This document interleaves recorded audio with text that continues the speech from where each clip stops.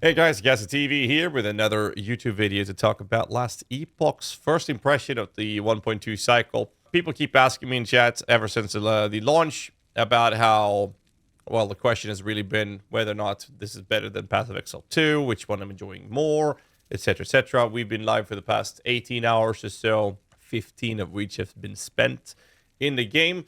And I'm going to walk you guys through a little rundown of what I've been doing, and then I'll talk about my impressions of doing so and why, so you guys can get the full picture of the whole point. Obviously, I'm a YouTuber at this point, so support the stream, support the channel, hit the like button, subscribe, hit a comment, all that jazz.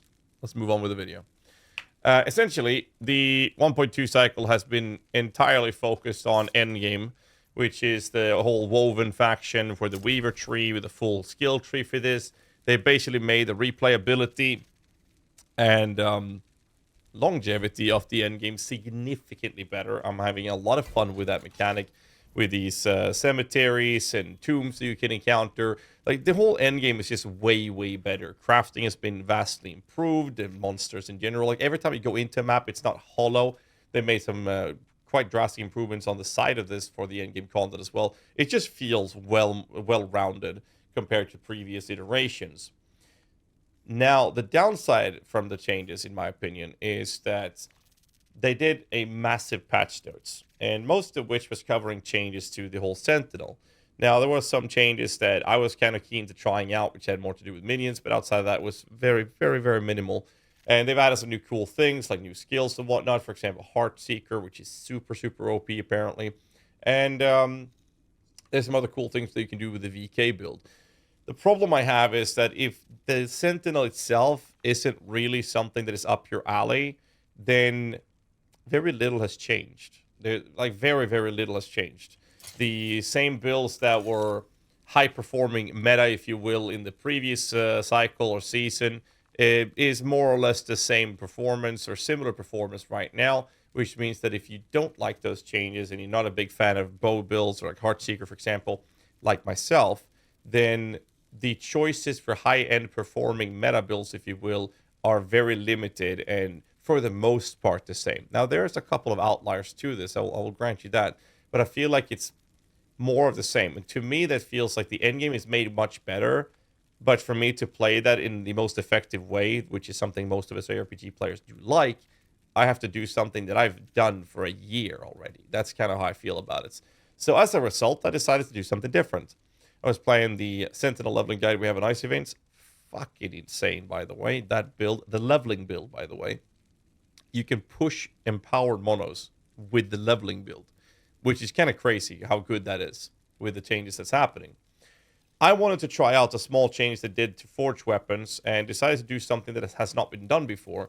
And well, it sucks. It sucks. I don't have a better way to put it. Now, it sucks in my current version. I'm lacking some levels, but most importantly, I'm lacking a lot of gear for it. It's been very slow. So what I'm feeling like I want to do now, I want to move over to another build. And then once I farm on that build, I want to go back to this and see what I can do to fix it, because my gear is pretty bad. And I'm playing Circle of Fortune. I'm not playing Trade League. So that obviously impacts this quite a lot.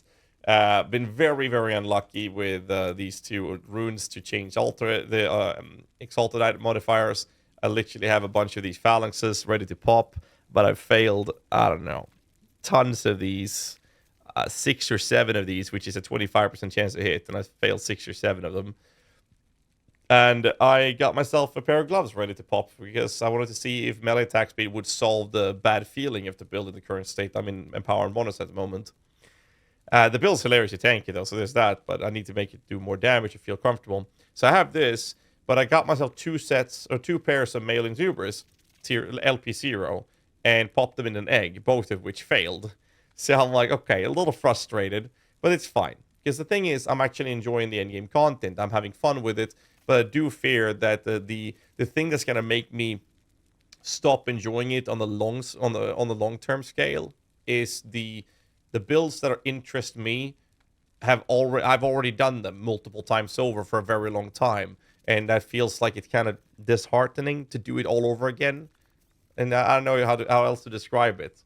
So I feel like meta shakeups, I want to compare it to Path of Exile, I really do, where meta shakeups are, for the most part, more drastic, and the performing high-end builds are they're often new in the new league. Sometimes they do remain the same, but I feel like very little has changed on that scale, at least from the category of builds that I'm enjoying myself. Now, obviously, that is a personal opinion. We have things like the reversal stuff with the VK. We have the Auto Bomber stuff. We have Heartseeker, for example.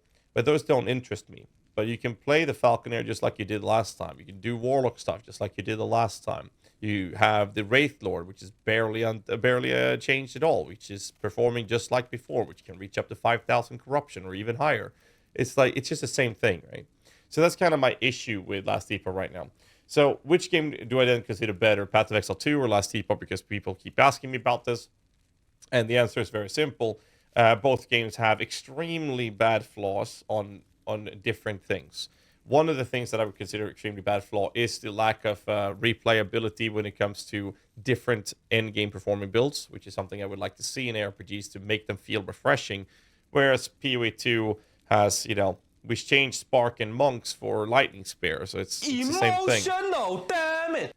Exactly. And other parts is like minions of PoE2 is broken, the AI, movement, mobility, aggressiveness, bunch of other bugs, Spirit Wisp form bug, yada, yada, yada. There's a whole list of issues there as well. Just like there's some minor issue, well, not minor, but there's some issues when it comes to Last Epoch as well. So both games have issues on their own ends of different things. So what I will say is that I'm enjoying Last Epoch as of this recording way more than Path of Exile 2. And I think that is mostly because right now we're in the launch time, the honeymoon phase of the game, right? And my plan moving forward in the coming days is to very likely stream 50-50 of PoE2 and Last Epoch till I'm feeling done with Last Epoch, and then I'll go back to Path of Exile 2. That's kind of my plan, because I do enjoy Path of Exile 2 on the long term more than the current state of Last Epoch. And it's a bit of a shame because the patch that we got there 1.2 really focused entirely on fixing endgame content and making that way more better, way more enjoyable. Long-term wise, it's fantastic. But if the character I'm playing so much damage, feels the same I've done for the last year, then it's not really that fun, which is why I'm forcing myself to do things I haven't done, and they're not really performing as much as well as I want them to. So I kind of feel like I'm in between a rock and a hard place kind of situation, if you will. But that's just my take on the topic. I know some people prefer Last Epoch or feel like it's better, and vice versa. So my only question in this video is, what do you guys think? Let me know in the comments below. Hope this video gave some insight on my personal take on the situation. I'll be moving over to playing a Warlock build next and see how that goes. And hopefully I can get some farming materials I need to continue testing this character. And as always, appreciate the support, guys. Hope you guys enjoy the video. Until next time, stay safe and keep rocking.